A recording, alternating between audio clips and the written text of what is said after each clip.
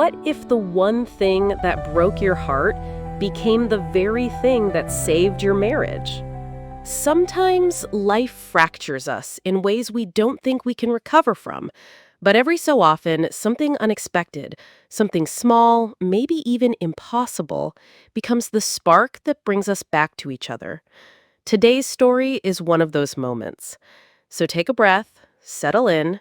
This is one you'll want to hear. Hey there, it's Diane. I've learned something doing this show. It's that the strongest people aren't the ones who never fall. They're the ones who fall hard and still find a way to get back up, even when the world feels unrecognizable. Here on Phoenix Fortis, we read letters from people who've been through the kind of pain most of us don't talk about at dinner tables. People who've had to rebuild their lives piece by piece, sometimes starting with just a single, fragile thread of hope. And today's letter?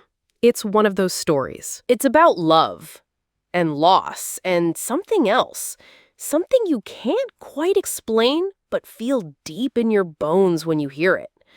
Tara wrote to us not just to share what happened, but to remind us what healing can look like when grief threatens to swallow everything.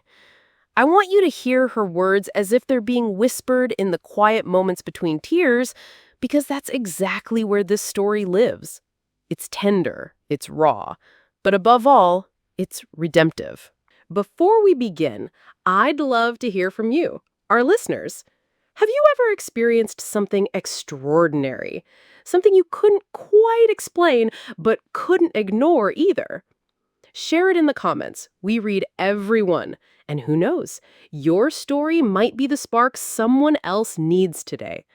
Now, let us begin. Dear Phoenix Fortis, my name is Tara, and I'm writing to share something that changed everything for me and my husband, Mark. The day it happened was supposed to be the best day of our lives. We were so ready. The nursery was painted, names were picked, tiny clothes folded. Everything felt like it was falling into place. And then, during delivery, there were complications, sudden, violent in their silence. One moment, we were holding our breath, waiting for a cry, and the next, nothing.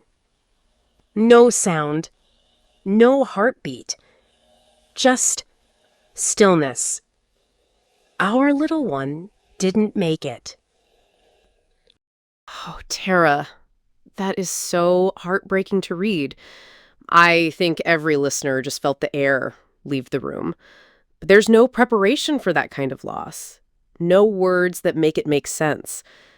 Thank you for trusting us with something so deeply personal. I remember staring into nothing, completely numb. It felt like the world had gone grayscale. All the color, all the joy, gone. Mark was there, holding my hand, but I could feel him pulling away, even then. Not physically, but emotionally. We were both in so much pain, but we didn't know how to share it. We were both drowning, but we were in different oceans. We didn't know how to reach for each other through the grief. I felt so much guilt. Was it something I did? Something I could have prevented? And I could see the same questions in Mark's eyes, even though neither of us said it out loud. We were strangers, sharing a grief too heavy to hold. We went home to an empty nursery, to a silence that screamed. It was unbearable. We tried to exist. That's the best word I have for it. But the silence in the house, it wasn't just the absence of a baby, it was the absence of us. Our conversations became short, surface level. We carefully avoided anything real. We passed each other like ghosts. The guilt I carried, I projected onto him, and I think he did the same. The cracks showed in little ways. A misplaced item, a forgotten errand, a casual comment about dinner. All of it sparked these sharp, fast arguments. Not about the baby, never directly, but about the unspoken pain. It was all underneath. We weren't fighting about dishes. We were bleeding quietly, and instead of stitching each other up, we kept driving the wounds deeper. Then came the night everything broke. A fight. Loud, ugly, loud enough to shatter whatever was still holding us together. Afterward, I couldn't bring myself to lie next to him. The space between us in bed felt wider than the ocean, so I went to the couch. Not because I didn't love him, but because it felt safer to grieve alone than to lie beside someone who no longer felt like home. It was late, past midnight. The house was still, but not peaceful. It was the kind of stillness that presses down on your chest.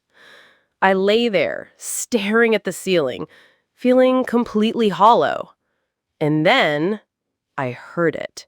The baby monitor. We'd never turned it off. It crackled to life. At first, it was just static.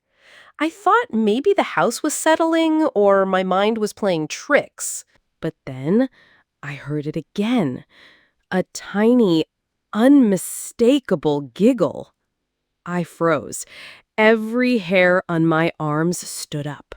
It was impossible. It had to be a dream. But then the static returned, a little louder this time, and through it, so clear, a voice, a small, warm, childlike voice. "I'm okay, Mommy." That's all it said. "I'm okay, Mommy." Then, silence. Dead quiet. I lay there, shaking, tears streaming down my face. But it wasn't fear I felt. It was something else. Something I couldn't name, but I felt it all the way through. A kind of peace. A kind of grace. I had to tell Mark, even if he thought I was losing my mind. I got up, walked to the bedroom, and gently shook him awake. When he saw my face, he immediately knew something was wrong.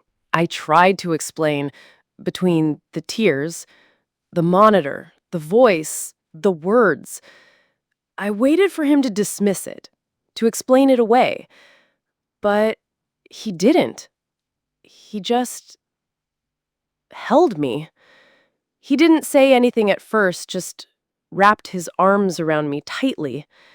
And then he just stroked my hair and whispered, "It's okay, love. I believe you." That was it. Those simple words. And in that moment, something shifted. It was like a dam broke. Not just for me, but for both of us. All the unspoken pain, the guilt, the distance, it just melted away in that embrace. We talked for hours, through tears, through shaking voices, through long pauses where all we could do was cry. We talked about the baby, about the fear, about missing each other, about the loneliness we'd both been too afraid to say out loud. That night, wrapped in each other's arms, soaked in shared grief and quiet sobs, we found each other again. We started grief counseling a few days later. It was hard, it was raw, but it was also the most important thing we've ever done. We learned how to carry our grief together, not just beside each other. We learned to say our baby's name out loud, to hold space for the loss instead of avoiding it. That voice on the monitor, it didn't just say our baby was okay. It told us we could be okay too. It brought us back to each other. It brought us home. Oh, Tara, thank you for that. Truly. What you shared, it's more than a story. It's a moment of sacred honesty, the kind that lingers in your chest long after the words are spoken. And for me, what stands out isn't whether that voice on the baby monitor was supernatural or imagined. It's that it did something. It pierced the silence. It gave you a way forward. That whisper didn't just say, "I'm okay, Mommy." It said, "You can be okay too." It opened a door back to each other. That's what healing looks like sometimes. Not loud, not dramatic, just a soft voice in the dark that says, "You're not alone." To our listeners, if you've ever sat in grief, if you've ever felt the unbearable silence of a love that's been lost, or if you're still carrying the weight of something unspoken, let this story be a gentle reminder. You don't have to stay in that silence forever. Healing might come in an unexpected way, but it can come. Tara's story shows us that even after unspeakable loss, connection is still possible.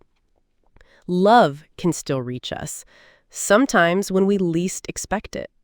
If this story ignited something within you, if it awakened memories of someone who shaped your heart, or reminded you that you're not alone in your struggles, then take action. Hit that like button, share this with someone who needs to hear it, and subscribe to Phoenix Fortis for more stories that will fuel your journey toward hope and healing. Your story matters. Your struggles have purpose. Your survival has meaning. If you've walked through fire and emerged transformed, we want to hear from you. Someone out there is fighting the same battle you've already won, and your words could be the light that guides them home. Remember this, friend. In your darkest hour, when silence feels deafening and hope seems impossible, that's when your strength is building. That's when your comeback story is being written. Even when you can't hear it, hope is roaring your name. Your breakthrough is coming. So until we meet again, keep fighting, keep believing, and above all, keep rising.